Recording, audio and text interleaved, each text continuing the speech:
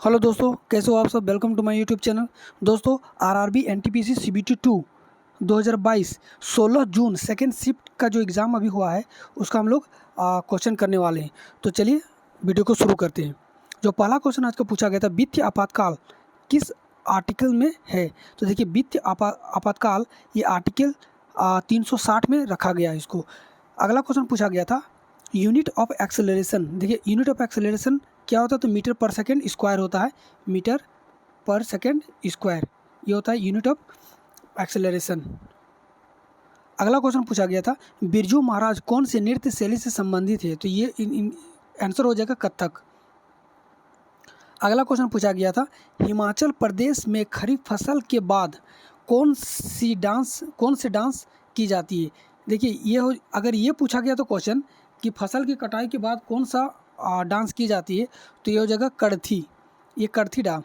कोई बच्चों ने बोला कि नाटी डांस से पूछा गया था, नाटी डांस। तो अगर नाटी डांस भी होगा तो ये भी हिमाचल प्रदेश का ही डांस है, नाटी डांस। अगला क्वेश्चन है, भवानी हसमुख भाई पटेल किस खेल से संबंधित है। देखिए, भारत की महिला पैरा टेबल टेनिस खिलाड़ी है ये भवानी हसमुख भाई पटेल। विश्व बैडमिंटन चैंपियनशिप 2026 कहाँ आयोजित की जाएगी। तो देखिए, ये भारत में आयोजित की जाएगी, विश्व बैडमिंटन चैंपियनशिप 2026। अगला क्वेश्चन पूछा गया था, रेहला पुस्तक किनके द्वारा लिखी गई है। तो देखिए, इब्न बतूता के द्वारा ये पुस्तक लिखी गई है। फुल फॉर्म ऑफ बीट का फुल फॉर्म पूछा गया है कि ये कंप्यूटर से क्वेश्चन पूछा गया है, तो बाइनरी डिजिट हो जाएगा इसका करेक्ट आंसर। अगला क्वेश्चन पूछा गया था, भारत के उपराष्ट्रपति का चुनाव किस अनुच्छेद के अंतर्गत की जाती है। देखिए, अनुच्छेद 66 के तहत उपराष्ट्रपति का चुनाव किया जाता है। अगला क्वेश्चन पूछा गया था, डेनमार्क के कोपरहैगन में दानिश ओपन तैराकी प्रतियोगिता में पुरुष 200 मीटर बटरफ्लाई स्पर्धा में स्वर्ण पदक किसने जीता है। तो ये हो जाएगा साजन प्रकाश ने जीता है स्वर्ण पदक।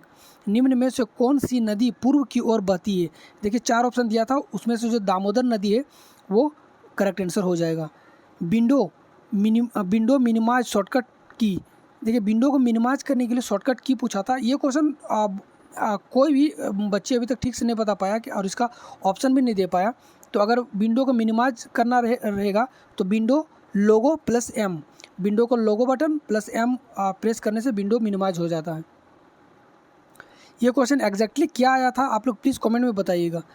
टोक्यो ओलंपिक में भाग लेने वाली पहली ट्रांसजेंडर महिला खिलाड़ी लॉरेल हवार्ड किस देश की है। देखिए, ये 43 ईयर ओल्ड है और ये न्यूजीलैंड की है। और शायद इस बार जो ओलंपिक हुआ है उसमें सबसे उम्रदराज यही थी, 43 ईयर ओल्ड, ये न्यूजीलैंड की है। वर्ष 2020 का 30वां सरस्वती सम्मान किन्हें दिया गया।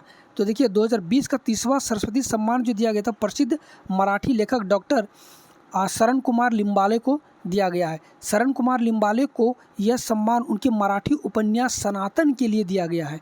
ठीक है, के लिए दिया गया है। इसकी पुस्तक सनातन में वर्ष 2018 में प्रकाशित किया गया। इसकी जो पुस्तक है सनातन 2018 में प्रकाशित किया गया। इस पुस्तक में दलित संघर्ष के महत्वपूर्ण सामाजिक और ऐतिहासिक दस्तावेजों को संग्रह है। अगला क्वेश्चन है साइनोकोबालामिन किस विटामिन का साइंटिफिक नेम है। देखिए, विटामिन B12 को साइनोकोबालामिन कहा जाता है। मानव विकास सूचकांक किस आधार पर निकाली जाती है। विभिन्न देशों के जीवन प्रत्याशी, शिक्षा, आय के मानकों के आधार पर मानव विकास सूचकांक को निकाला जाता है। अनुच्छेद 243 यानी कि 243 किससे संबंधित है। देखिए, पंचायती राज व्यवस्था जो है ये 243 से संबंधित है।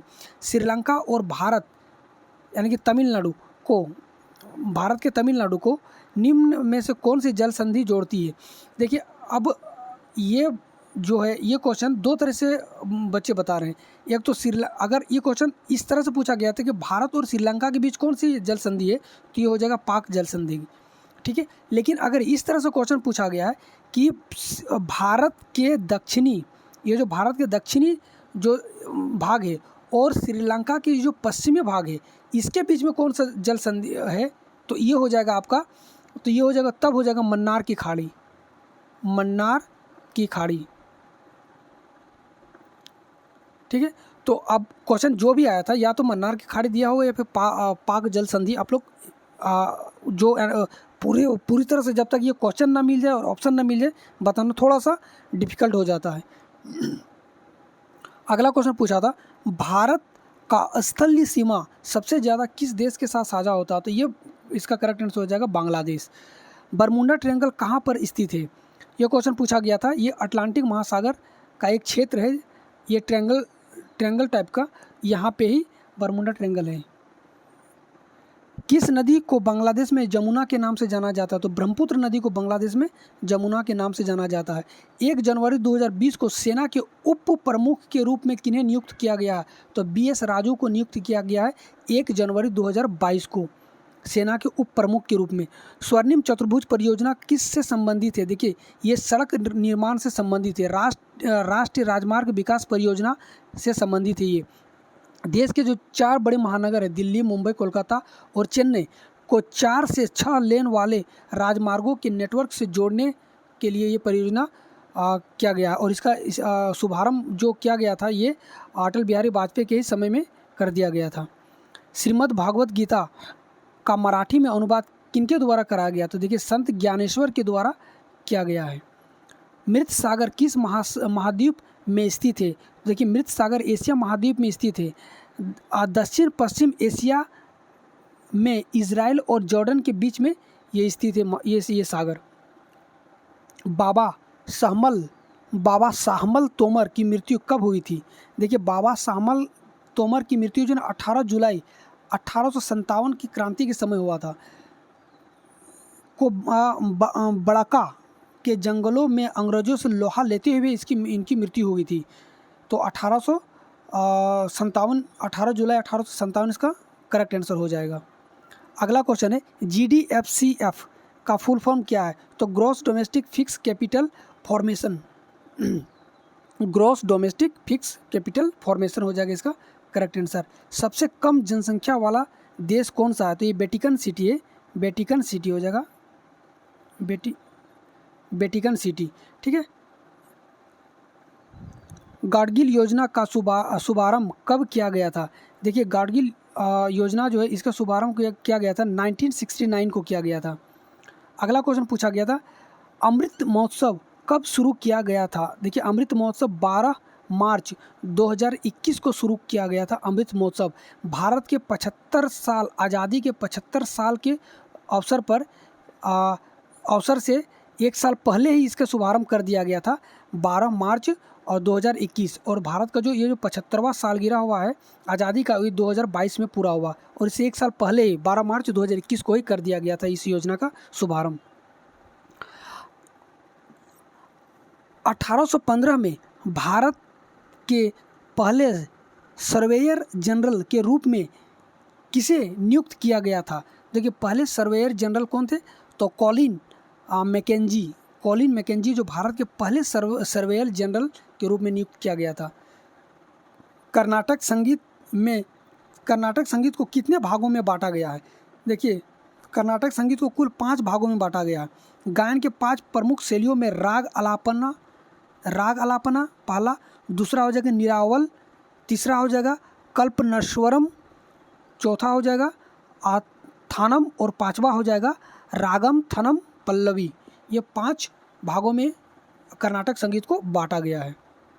अगला क्वेश्चन था, राजनाथ सिंह ने पेंशन से संबंधित एक पोर्टल या फिर ऐप लॉन्च किया जिसका नाम क्या है? देखिए, ये जो है ना जल सेना, थल सेना और वायु सेना के जो पेंशन जो मिलेगा उससे संबंधित है और इसका नाम है स्पर्श, SPARSS।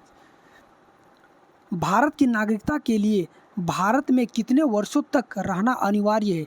देखिए, ये क्वेश्चन का ऑप्शन नहीं मिल पाया इसलिए थोड़ा सा इस क्वेश्चन को बताना मुश्किल है। फिर भी मतलब जो मुझे मिला है, यदि कोई व्यक्ति भारत में 12 साल से रह रहा है भारत में और सिटीजनशिप एक्ट के 3rd शेड्यूल के सभी जो क्वालिफिकेशन है उसको पूरा कर रहा है तो उसे भारत की नागरिकता मिल जाती है। तो ये जो है 12 साल इसका करेक्ट आंसर होना चाहिए। अब ऑप्शन में क्या दिया है? आप लोग प्लीज़ कमेंट में बताइएगा। खजुराहो उत्सव का शुरुआत कब हुआ था? तो देखिए 1975 में खजुराहो उत्सव का शुरुआत किया गया था। मुख्य चुनाव आयुक्त को कौन नियुक्त करता है? देखिए मुख्य चुनाव आयुक्त को भारत के राष्ट्रपति नियुक्त करते हैं। वायुमंडल के सबसे निचले परत को क्या कहा जाता है? ट्रोपोस्फीयर या फिर क्षोभ मंडल कहा जाता है। जीवन प्रत्याशी क्या दर्शाता है? देखिए जीवन प्रत्याशी क्या जाता है? यह एक व्यक्ति के औसत जीवन काल का अनुमान है। जीवन प्रत्याशा यही दर्शाता है, एक व्यक्ति के औसत जीवन काल का अनुमान। गाइज तो ये आज इतना ही क्वेश्चन मुझे मिला था, लगभग 40 क्वेश्चन है। और ये वीडियो कैसा लगा आप लोग को प्लीज़ कमेंट में बताइएगा। और ये जितने भी क्वेश्चन है ये सब 100% सही क्वेश्चन है जो बच्चों द्वारा बताया गया है। गाइज अगर वीडियो अच्छा लगा तो प्लीज़ वीडियो को लाइक कीजिएगा, शेयर कीजिएगा और चैनल को सब्सक्राइब कर दीजिएगा। वीडियो देखने के लिए थैंक यू। तब तक के लिए जय हिंद, जय भारत।